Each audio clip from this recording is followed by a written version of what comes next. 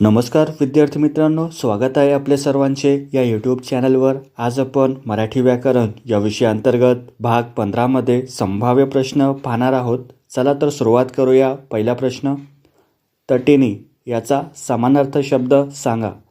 तटिनी या शब्दाचा अर्थ नदी असा होतो। सरिता हा देखील नदी या शब्दाचा समानार्थी शब्द आहे। पुढे, खालीलपैकी कोणता शब्द क्रियापद नाही? तर मित्रांनो, इथे उपरणे हा शब्द क्रियापद नाही, कारण उपरणे हा शब्द एक प्रकारचे वस्त्र दर्शवतो, जे एक नाम आहे। जसं बी पेरणे, फुले वेचणे, पैसे मोजणे हे सर्व क्रियापद आहे, मात्र उपरणे हा क्रियापद नाही। पुढे, रुपेशने पत्र लिहिले हे कोणत्या प्रकारचे क्रियापद आहे? तर मित्रांनो, इथे लिहिणारा कोण? रुपेश। रुपेश हा कर्ता आहे आणि क्रिया कशावर घडत आहे? तर लिहिण्याची क्रिया पत्रावर घडत आहे, म्हणजे पत्र हे कर्म आहे, कर्ताही आहे, कर्मही आहे। तर हे जे क्रियापद आहे कर्म असल्यामुळे हे सकर्मक क्रियापद होईल। पर्याय क्रमांक 1 योग्य उत्तर होईल। पुढे, वसंतोत्सव यामध्ये कोणती संधी आहे? वसंत आणि उत्सव या असे दोन त्याचे शब्द विग्रह होईल। तर मित्रांनो, ज्यामध्ये वसंतमध्ये अ हा स्वर येतोय शेवटी आणि उत्सवमध्ये उ हा स्वर येत आहे, म्हणजेच अ आ इ ई उ ऊ या स्वरांपुढे जर ए आणि ओ हे स्वर येत असतील तर तो असतो गुणसंधी, जे की वसंतोत्सव या शब्दामध्ये तो आहे। पुढे, प्रकाश वाटा हे आत्मचरित्र कोणाचे आहे? तर प्रकाश वाटा हा आत्मचरित्र आहे प्रकाश आमटे यांचे। मित्रांनो, या पुस्तकात प्रकाश आमटे यांनी आणि त्यांच्या पत्नी यांनी हेमलकसा येथील आदिवासींसाठी केलेल्या कार्याचे आणि जीवनाचे वर्णन केलेले आहे प्रकाश वाटा यामध्ये। मित्रांनो, तुम्ही या ट्रिक न्यूजवर हे लक्षात ठेवू शकता, प्रकाश आणि हे प्रकाश आमटे, प्रकाश वाटा।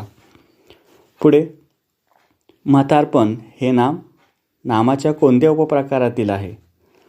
तर नामाचे 3च उपप्रकार आहेत, सामान्य नाम, भाववाचक नाम आणि विशेष नाम।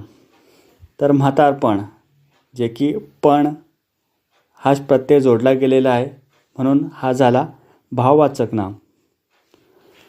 उदाहरणार्थ चांगुलपण, घनत्व, नवलाई अशा प्रकारे। पुढे, तिलांजली देणे या वाक्प्रचाराचा अर्थ ओळखा। तिलांजली देणे म्हणजेच हक्क सोडणे, म्हणजेच एखादी गोष्ट सोडून देणे, त्याचा त्याग करणे। आपण म्हणतो की देशसेवेसाठी सावरकरांनी आपल्या घरादाराला तिलांजली दिली, म्हणजे त्यांनी त्याचा त्याग केला। पुढे, दोन्ही शब्द प्रधान असतात त्या समासाला काय म्हणतात? दोन्ही शब्द प्रधान असतात त्याला म्हटलं जातं द्वंद्व समास।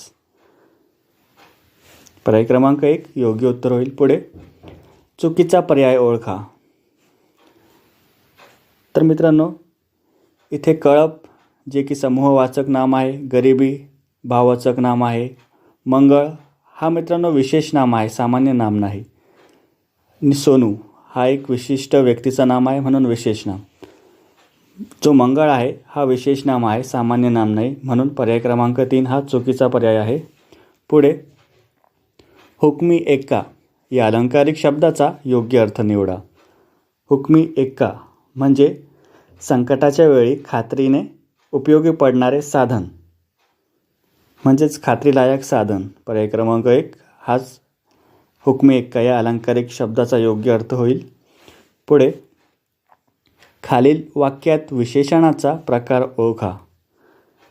तर विशेषणाचा प्रकार आपल्याला ओळखायचा आहे। आईने पूजेसाठी काही विड्याची पाने घेतली। तर मित्रांनो, इथे विशेषणाचा कोणता प्रकार आलेला आहे? तर इथे विशेषण आहे काही। काही या शब्दावरून आपल्याला काय लक्षात येते की ही विड्यांची पाने जी आहे ती त्याची संख्या निश्चित नाही आहे, म्हणून हे अनिश्चित संख्या विशेषण आहे. पर्याय क्रमांक 2 हाच आपला बरोबर उत्तर होईल. पुढे अस्पृश्यांचा मुक्तिसंग्राम ही कादंबरी कोणाची? तर अस्पृश्यांचा मुक्तिसंग्राम ही कादंबरी आहे शंकरराव खरात यांची.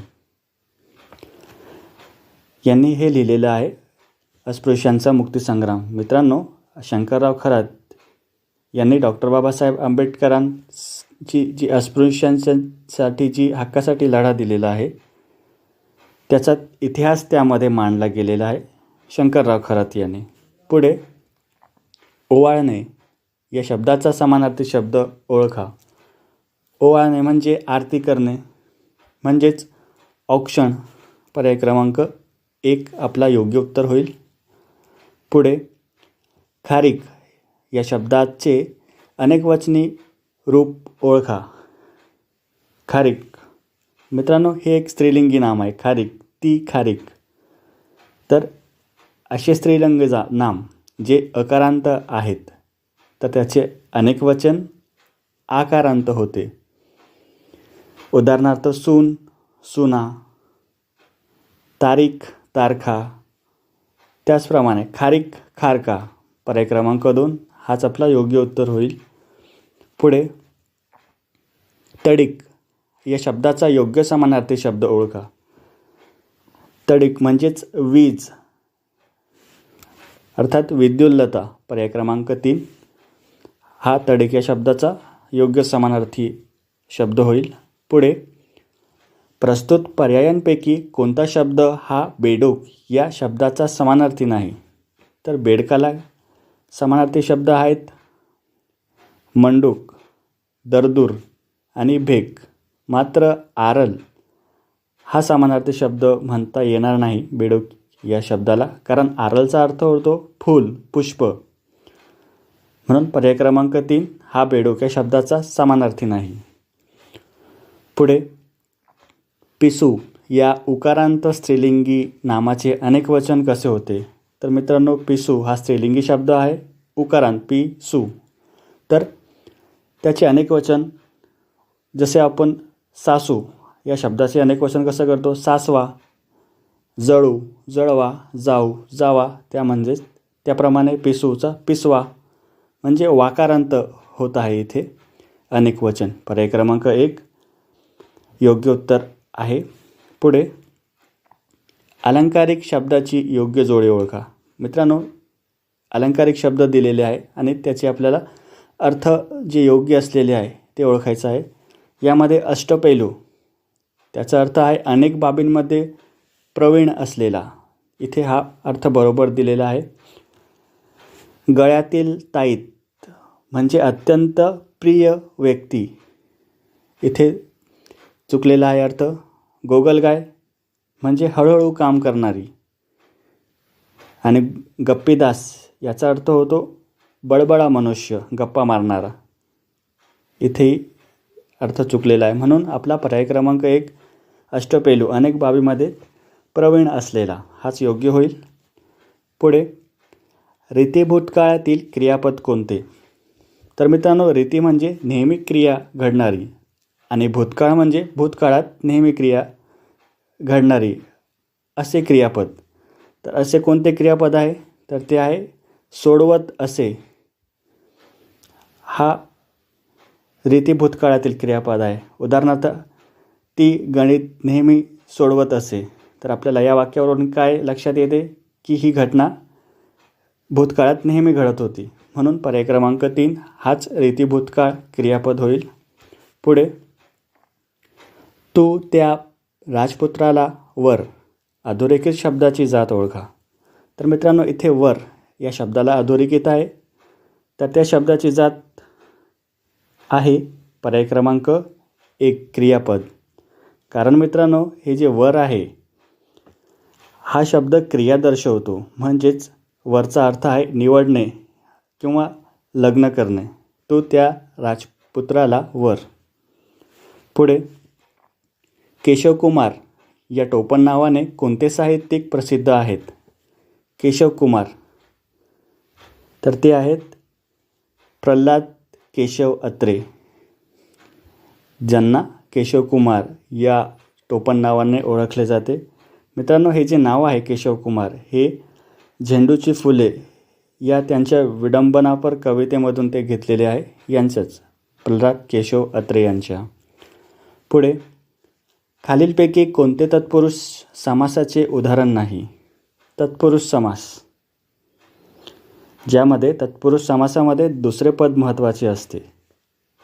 जसं चोरभय, चोरापासून भय, तोंडपाठ, तोंडाने पाठ, घर जावई, घरातील जावई, पाप पुण्य.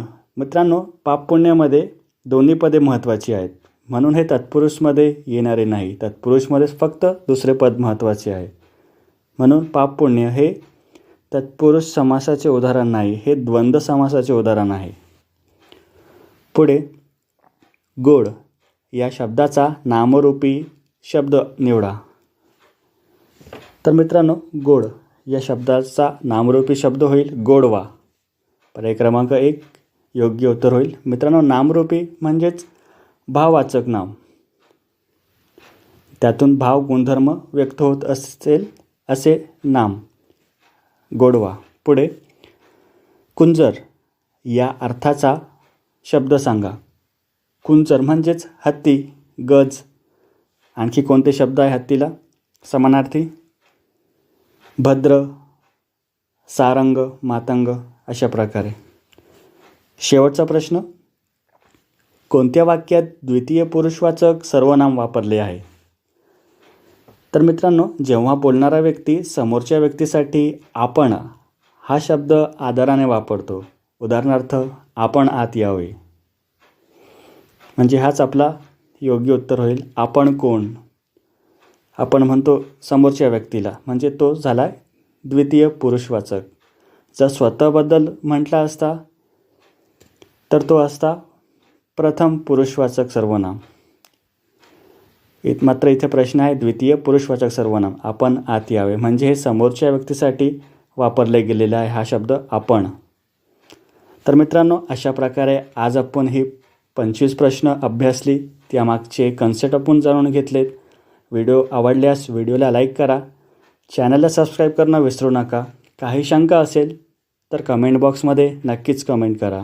जय हिंद, जय महाराष्ट्र.